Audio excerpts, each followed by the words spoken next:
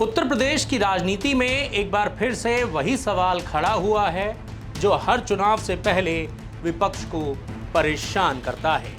BJP को हराना ज्यादा मुश्किल है या विपक्ष का एकजुट रहना? 2024 के लोकसभा चुनाव में समाजवादी पार्टी और कांग्रेस ने एक साथ मिलकर चुनाव लड़ा।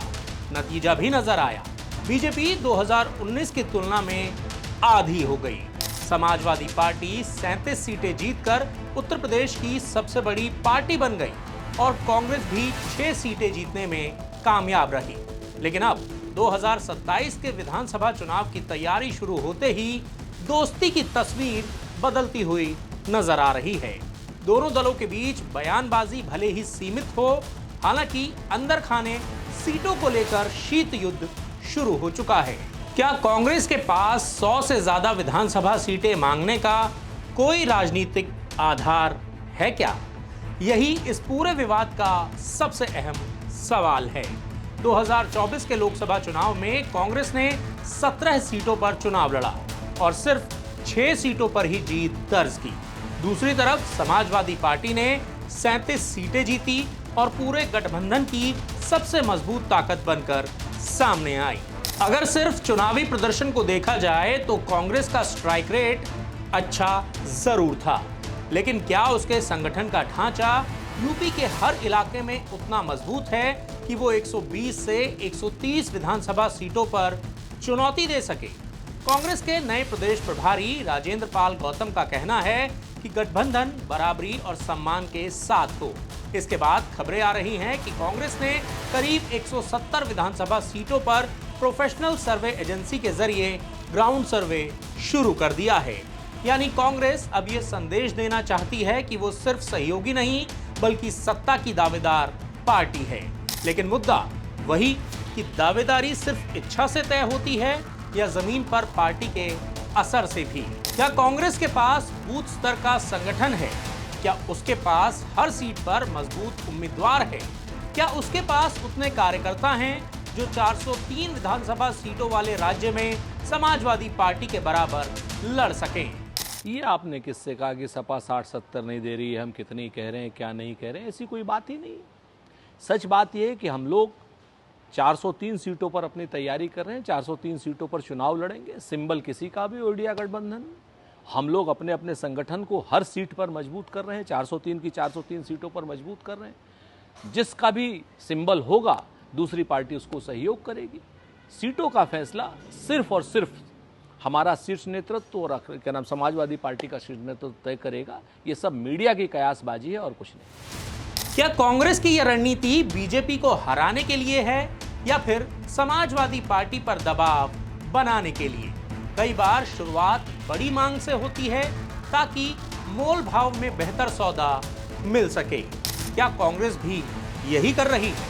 यदि कांग्रेस 120-130 सीटें मांग रही है या 149 मजबूत सीटों पर प्रोफेशनल एजेंसी से सर्वे करा रही है, तो क्या उसका अंतिम मकसद 90 से 100 सीटों पर ही समझौता करना है या वो इतनी सीटों पर चुनाव लड़ना चाहती है? दूसरी तरफ समाजवादी पार्टी भी हालात समझ रही है। अखिलेश यादव जानते हैं कि अगर कांग्रेस को बहुत ज्यादा सीटें दे दी गई तो नुकसान समाजवादी पार्टी का ही होगा। अगर कम सीटें दी गई तो कांग्रेस नाराज होगी।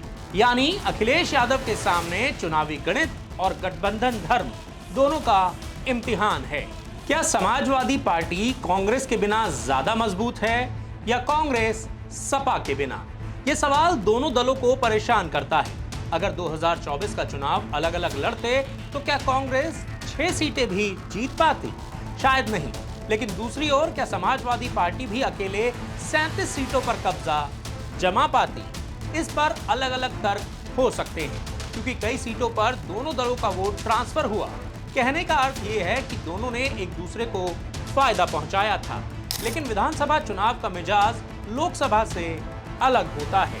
लोकसभा में मुद्दे राष्ट्रीय होते हैं, विधानसभा में जातीय समीकरण, स्थानीय नेता, क्षेत्रीय संगठन और उम्मीदवार सबसे बड़ा फैक्टर बनते हैं। और यही समाजवादी पार्टी खुद को कांग्रेस से कहीं ज्यादा मजबूत मानती है। कांग्रेस का तर्क ये है कि वो उत्तर प्रदेश में अपनी खोई हुई जमीन वापस पाना चाहती है। अगर वो हमेशा 40-50 सीटों पर लड़ती रही तो कभी भी बड़ी पार्टी नहीं बन पाएगी। ये तर्क राजनीतिक रूप से गलत नहीं कहा जा सकता। हर दल अपने विस्तार की कोशिश करता है। मुद्दा ये है कि क्या गठबंधन में रहते हुए विस्तार संभव है? अगर कांग्रेस ज्यादा सीटों पर लड़ती है तो क्या समाजवादी पार्टी अपनी सीटें छोड़ेगी? अगर समाजवादी पार्टी सीटें नहीं छोड़ेगी तो कांग्रेस का विस्तार रुक जाएगा। नहीं, पीडीए, देखिए पीडीए एक ऐसा मसला है जिसपे कि लोग उसको बहुत बड़ा मुद्दा समझे हुए हैं, बट एक्चुअली इतना बड़ा मुद्दा नहीं है जो मेरी सोच के हिसाब से है। तो पीडीए को कहीं पे भी इस सामने लाना नहीं चाहिए इस बात को। और अगर कोई और बनाम वाली तो बात ही नहीं है कोई इंडिया अलायंस के, तो अगर पीडीए को ना भी लेके चलें, उनके पास और भी मुद्दे हैं इसकी बात को और अपना इलेक्शन लड़ने के लिए। समाजवादी पार्टी का मानना है कि उत्तर प्रदेश में बीजेपी के खिलाफ लड़ाई वही लड़ रही है। उसका संगठन गांवों गांवों तक फैला हुआ है। उसके पास पीडीए का आधार है। ऐसे में वो अपनी मजबूत सीटें कांग्रेस के लिए आखिर क्यों छोड़े? सपा नेताओं का मानना है कि कांग्रेस को 60 से 80 सीटें मिल सकती हैं, लेकिन उससे ज्यादा देना राजनीतिक नुकसान होगा। सवाल सीट का है ही नहीं, सवाल जीत का है। जो जहां जीतेगा वो वहां लड़ेगा। और आदरणीय राष्ट्रपति जी ने इस बात को कहा है, सीट तय करने का, सीट शेयरिंग का जो फॉर्मूला होगा वो हमारे नेता और आदरणीय राहुल जी, खड़गे जी मिलकर तय कर लेंगे। इसमें मुझे नहीं लगता है कि किसी और व्यक्ति की आवश्यकता है। लेकिन जीत का रास्ता कहाँ से निकलता है ये सबसे महत्वपूर्ण है। बीजेपी के इस पूरे मैराथन वाली दौड़ को यहीं पे समाप्त करना है, क्योंकि अगर उत्तर प्रदेश नहीं हराया बीजेपी को तो फिर बीजेपी लगातार बढ़ती जाएगी। क्या सीटों की ये लड़ाई 2027 से पहले इंडिया गठबंधन की सबसे बड़ी कमजोरी बन जाएगी? बीजेपी के नेता अभी से विपक्ष पर हमला कर रहे हैं। अगर कांग्रेस और समाजवादी पार्टी के बीच ये खींचतान सार्वजनिक होती गई तो उसका सबसे बड़ा फायदा आखिर किसे मिलेगा? जवाब साफ है, बीजेपी को। क्योंकि चुनाव सिर्फ गणित से नहीं, इसमें केमिस्ट्री की भी भूमिका काफी अहम होती है। अगर कार्यकर्ता ही भ्रम में रहेगा कि लड़ना किसके लिए है और किसके खिलाफ है, तो ये चुनावी मैदान में जज्बा कमजोर कर सकता है। उत्तर प्रदेश में कुल 403 विधानसभा सीटें हैं। सरकार बनाने के लिए 202 सीटें चाहिए। अगर विपक्ष बटा तो फायदा बीजेपी को होगा। यदि विपक्ष साथ रहा तो सीट बंटवारा सबसे बड़ी चुनौती बनेगा। यानी जीत का रास्ता गठबंधन से होकर जाता है, लेकिन वही गठबंधन सबसे बड़ी परीक्षा भी है। उत्तर प्रदेश की राजनीति इस समय एक दिलचस्प मोड़ पर खड़ी हुई है। कांग्रेस अपनी राजनीतिक जमीन पाने की कोशिश कर रही है तो समाजवादी पार्टी अपना वर्चस्व बनाए रखना चाहती है। दोनों का मकसद बीजेपी को हराना ही है, लेकिन दोनों अपने राजनीतिक भविष्य से समझौता भी नहीं करना चाहते। वैसे आपको क्या लगता है, आने वाले विधानसभा चुनावों में कांग्रेस को कितनी सीटों पर चुनाव लड़ना चाहिए? इस पर जो भी आपकी राय है कमेंट करके अपनी राय हमें जरूर बताएं। और ऐसे ही बेहतरीन वीडियोस देखने के लिए हमारे YouTube चैनल द फेडरल देश को सब्सक्राइब करना, लाइक करना और नोटिफिकेशन की घंटी दबाना मत भूलिएगा।